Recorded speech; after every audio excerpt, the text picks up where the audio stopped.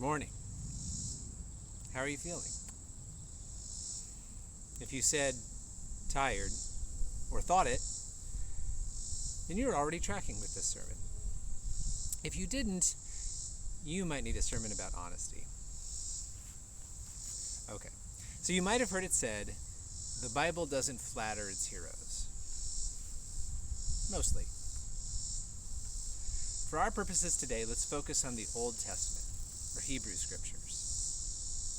Whenever the subject has come up in my life, I usually affirm this idea, that all the protagonists in the Hebrew Scriptures are flawed. Sometimes fatally so.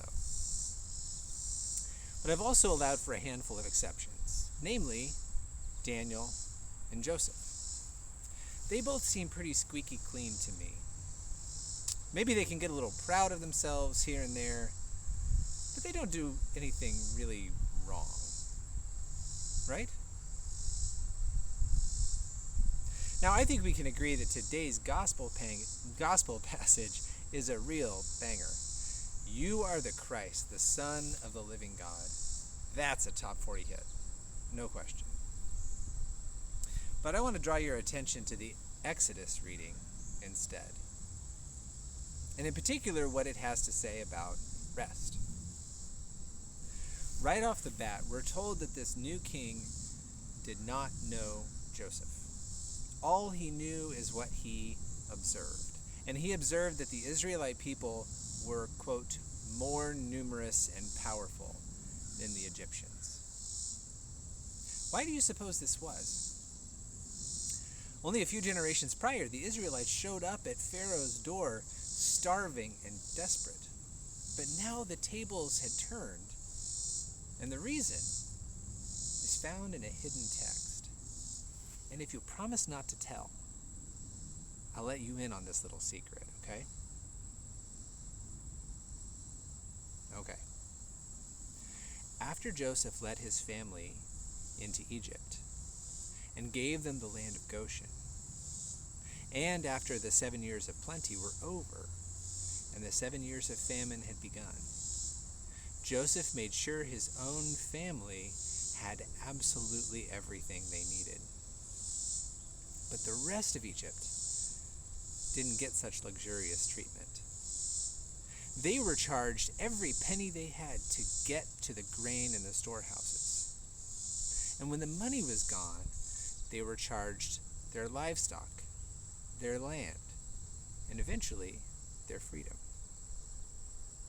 Joseph made slaves out of the entire land of Egypt, except for the priests and, of course, his own family, the Israelites.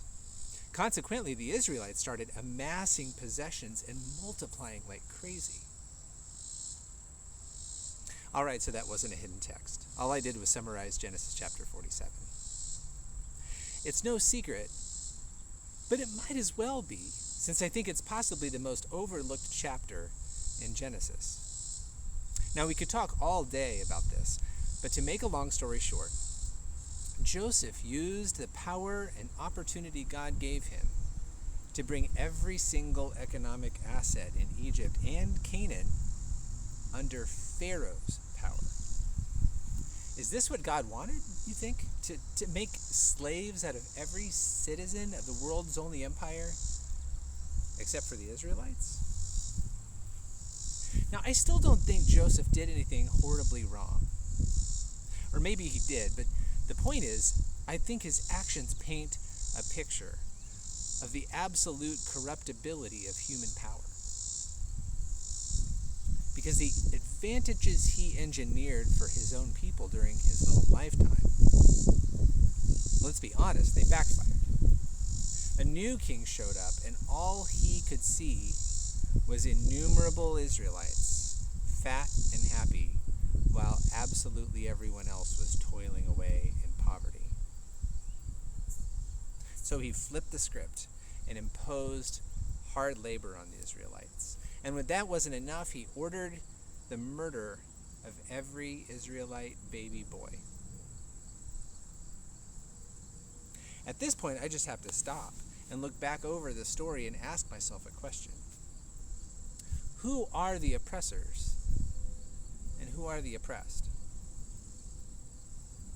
When we think about the Exodus story, we typically imagine the Egyptians as the villain, the oppressor, and the Israelites as the victim, the oppressed.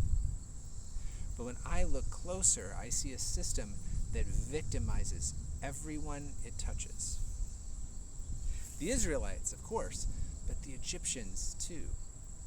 They had no freedom. Their lives were a wholly owned subsidiary of the empire.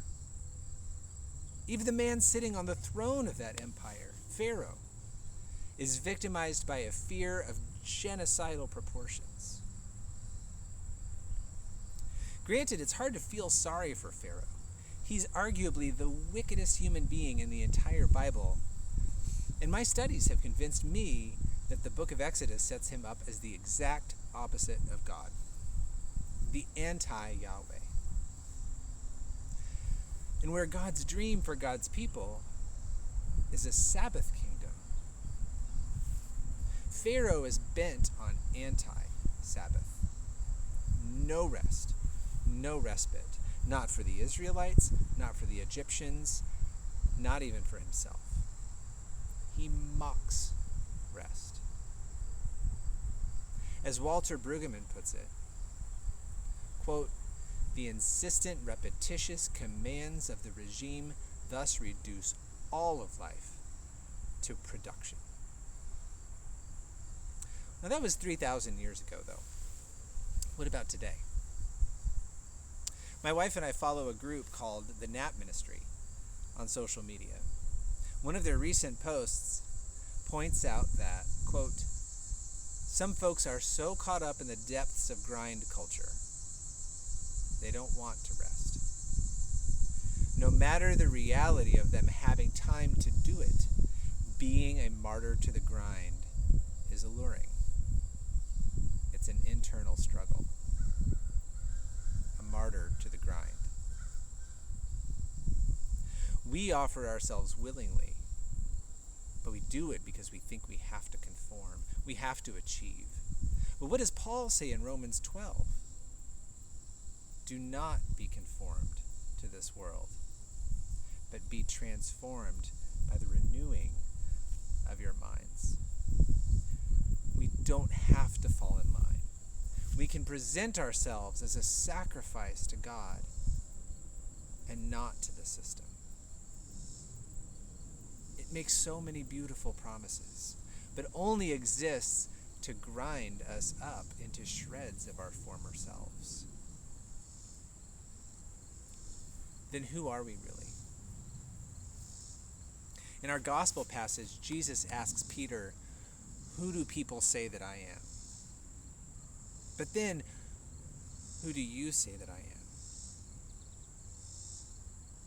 They say, "You know a rabbi by the questions," he asks.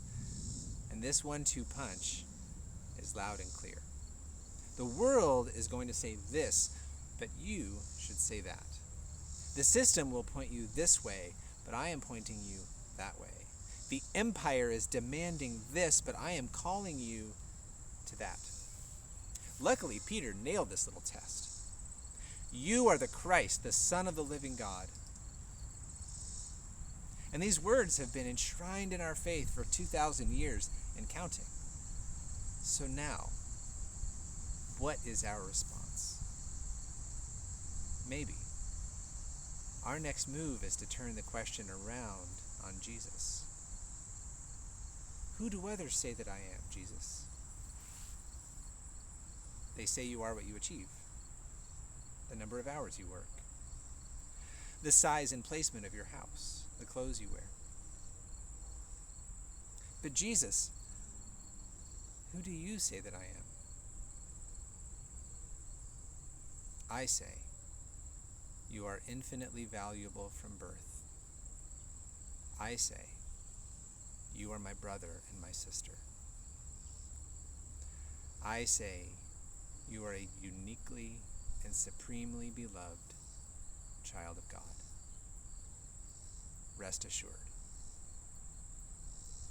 Amen.